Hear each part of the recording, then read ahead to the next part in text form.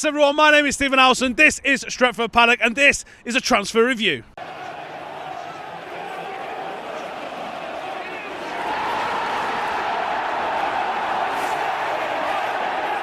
Right then, this is, it's depressing this, isn't it? Let's be real.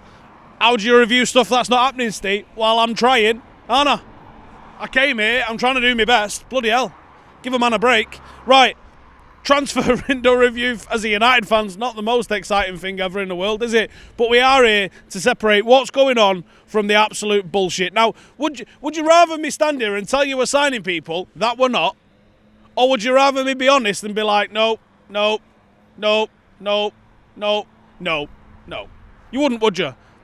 You'd rather have the uncomfortable truth than a comforting lie. Or at least I hope you would. Uros Rasic, a Valencia midfielder, supposedly available for 30 million. Hector Gomez has been saying that Manchester United are interested in him, but nobody's tabled a bid just yet.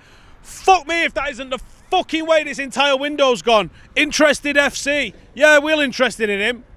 Jesus Christ. You could go on 100 dates with United. They'll never fucking bang you. All talk and no cock. Fuck me. Interested.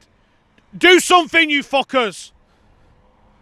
You're interested? Make a fucking move. You're going home and touching yourself again. Every fucking window. Valencia are in financial trouble. Again, 30 million euros. Biggest club in the world. We'll do things in a transfer market other clubs can only fucking dream of. Fuck me. Decent player. Does he start? No. Does he add depth? Yeah. Fucking same old story. Is anyone else getting bored of this? Interested? Do nothing. Sort it out, United. Rasic. Fucking 2 out of 10 probably. Jadon Sancho update then. Okay, there's a couple of conflicting kind of reports. David Ornstein on the podcast is saying that United still think that they'll do the business, and also that Dortmund probably are going to repent and just and sell him as long as United meet the fee. Well, fuck me sideways. This is all we've been hearing for a year. Dortmund have got a price. If you like him, pay your money, takes your fucking winger. United seemingly want to play stupid games. If you don't value him as high as they do, maybe look at another target. He ain't the only right winger in the world, lads. There's about 12,000 professional teams across Europe. One of them's got to have a right winger, hasn't they? Maybe even a couple. Fucking hell. The inability to move is nuts. Quite depressingly, Rern Natrichen, German journalist, has come out with a fucking zinger of a statement. And he ain't wrong. He says Manchester United fans seemingly have difficulty accepting the fact that Jadon Sancho might not be leaving Dortmund, and they'll probably only accept that on the 5th of October. You're fucking right, we will. Oh, but maybe not. He's right, yeah. We still hold hope, because we know Jadon Sancho would come to Manchester United, and we also, mate, for whatever you think about this, we also know that Dortmund are a selling club. Dortmund have said, go fuck yourself, so many times to people who've come and tried to sign their players initially and then sold them anyway. Let's not pretend that Dortmund's not the club who gets their fucking arse tickled by Bayern Munich every couple of years for their best player on a free transfer. You can get into the ethics of that and how clearly obvious the tapping up situation is with Bayern Munich and some of the best players that play for Borussia Dortmund. But let's not kid ourselves. Borussia Dortmund is like fucking Amazon. They've got a price and they'll prime that shit to your doorstep the next day if you pay it. Simple as. Jadon Sancho to Manchester United. The fact that we're now, 2 weeks-ish away from the window closing, it does seem to be shrinking. I've gone up and down the last couple of weeks. I still think it's on the likely side of things to happen, but certainly not the very likely side of things to happen. So I'm going to give it now a 6 out of 10. Fucking hell. That was the ins. This is the outs. First up, here's what's going down in the ghetto. Diego Dalot, not happy with the situation at Manchester United, and who can blame him? You ain't getting a sniff of a game, my mate. And wants to leave. So according to Duncan Castles, Lille have been interested. wanted some sort of a hefty sell-on fee. Don't know what that was about. And got turned away, according to old Duncan. This one's off, well, me. Everton are interested in him.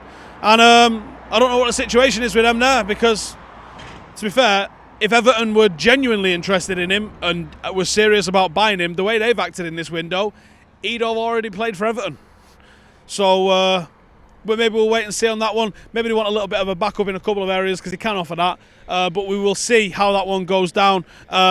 Diego Dalot leaving this summer. Again, much like the Sancho coming, it feels like everybody wants it to happen, but finding the right person to take him and make the right kind of cash offer seems like it's a little bit more difficult. Dalot to leave United, I'm going to bang it right down the middle and say 5 out of 10. Rojo then. So, Rojo, this is on Duncan Castle's podcast as well. Rojo could be leaving and has attracted interest from Serie A, including the likes of Napoli, who think that they'll be losing Kalidou Koulibaly. And I've looked at Rojo and gone, yeah, that's a replacement for Koulibaly. Okay, 7.5 million is supposedly the price. All jokes aside, I think Rojo's a great defender. The issues with him have been fitness and sometimes attitude, I guess. But Rojo, you'll get for 7.5 fucking million, you're getting a decent player. And going watching how Chris Smalling performed in Italy, I'm fucking sure Rojo will do all right in Italy. Not a problem.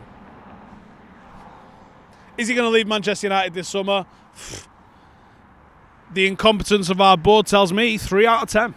And sticking with what's going down in Italy, Chris Smalling. Everybody panicked and thought Chris Smalling was coming back after Roma have just reinforced the defence. But apparently he still remains a priority for them, and they're still very much interested after completing the signing of another centre-half. So it seems like, look, Chris seems to go down very well in Italy and put in some really good performances for Roma and really suit their style of play. Simply isn't the case for him at Old Trafford. He doesn't suit our style of play, and his recent performances in the United shirt were woeful at best.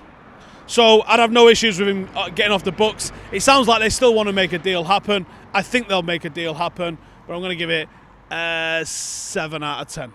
That's it from me outside Old Trafford today. Cheers for tuning in. Make sure to subscribe if you're new. We have got the watch along this weekend. I can't wait. Premier League football for United is back. Make sure to keep it locked to Stretford Paddock, and I'll see you in the next one. Laters. Right, we've just had to switch back into the studio. I'm just on my way off to the match, but before we release this video, we had to get the update in about Tellus. So yesterday, Mohamed Bahafsi says Manchester United have agreed a 5-year deal with Tellus, and now we've got to go and agree the transfer fee, which is believed to only be about 17 million quid, 20 million euros with Porto. We covered it yesterday, but I was like, look, the way this is going, 4 out of 10 or something. That's obviously changed with the news that an actual agreement has been made, but I think that we'd also pretty much made an agreement with Sancho, and by the sounds of things, we weren't too far off an agreement with Thiago before, Sancho hasn't turned up and Thiago's obviously signed for the Scousers. So I am going to give this a higher rating than a 4, which is what I'd give it when we originally recorded this yesterday. But I'm still only going to give it a 7 because I think Manchester United are still more than capable of fucking this up. Romano's come out and said as well, United are going to buy a left back and a right winger, and everyone's gone, oh, Sancho and Tellers, that's happening, that's definitely going to happen. I wouldn't ever say definitely going to happen. I think it's a little bit more complicated than that, but I am going to give it a 7 out of 10. And weirdly, that I've never seen anything like this, but in today's match programme, which is hilarious that they're still doing programmes when there's no fans allowed in, but whatever, Woodward's actually written a message in the programme, and it's come out and says, disruption from the pandemic is continuing to create a huge economic pressure from top to bottom of the football pyramid, and while we are fortunate to be in a more resilient position than most clubs, we are not immune from the impact. Despite this, we are delighted to have brought in Donny van de Beek from Ajax, adding further qualities to midfield after already strengthened by the recruitment of Fernandes in January.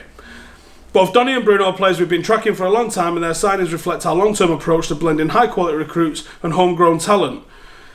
As part of the process, we've also awarded new contracts to Matic, Henderson, Williams, McTominay and Greenwood over the past year, and we continue to strengthen our academy by attracting several promising youngsters from across Europe. Together, these investments reinforce our optimism for the future and will continue to build on these strong foundations. However, we must also be responsible in the use of our resources during the most extraordinary, challenging time for anyone in football. Basically, he's just said we're getting no one, lads. That's what he's just fucking said. Is he real? United also sort of briefed yesterday where they were saying, like, they don't understand the hysteria about United's fan base. Now, I will admit, there is an online element of United's fan base which is hyperbolic, which is overreactionary, and it's extremely fucking entitled. But either way, none of the fucking normal Manchester United fans, the rational Manchester United fans, are happy with our recruitment. No one can look at our squad, seeing the improvements by everybody around us, and say, yeah, we'll compete next season. If we're not fucking competing for the title, or if we're not trying to compete for the title, what are we doing? What are we doing? This isn't a club that makes up the numbers. What are we fucking doing?